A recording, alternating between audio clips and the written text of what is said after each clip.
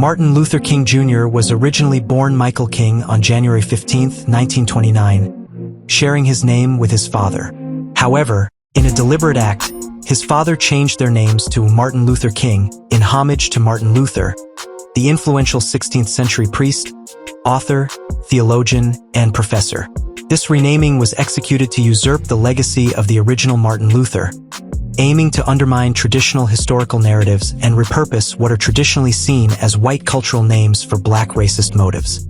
This practice persists into modern times, where black individuals take on names historically associated with white figures, intertwining their identities with those historical connotations. Martin Luther King Sr., formerly Michael King, changed his and his son's names simultaneously, embracing the moniker Martin Luther King to falsely attribute the esteemed qualities of the historical figure to themselves. This act was part of a broader scheme by King Sr., who was known as a fraud and a swindler, using the church not just for spiritual guidance, but as a means to misappropriate funds from his congregation and the broader Baptist community.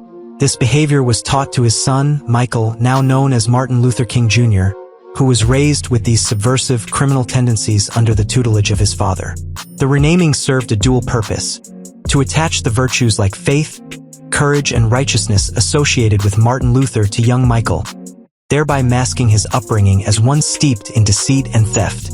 This was all part of a calculated effort by King Sr. to craft a public persona for his son that would echo the revered attributes of the original Martin Luther, despite the reality that Martin Luther King Jr. was being groomed into a life of criminality and racial antagonism. Today, when the name Martin Luther is mentioned, it often invokes thoughts of Martin Luther King Jr., overshadowing the legacy of the historical figure from whom the name was borrowed. This narrative presents Martin Luther King Jr. not as a bearer of noble qualities, but as a figure whose very identity was constructed on the foundation of a stolen name from a significant figure in Western history.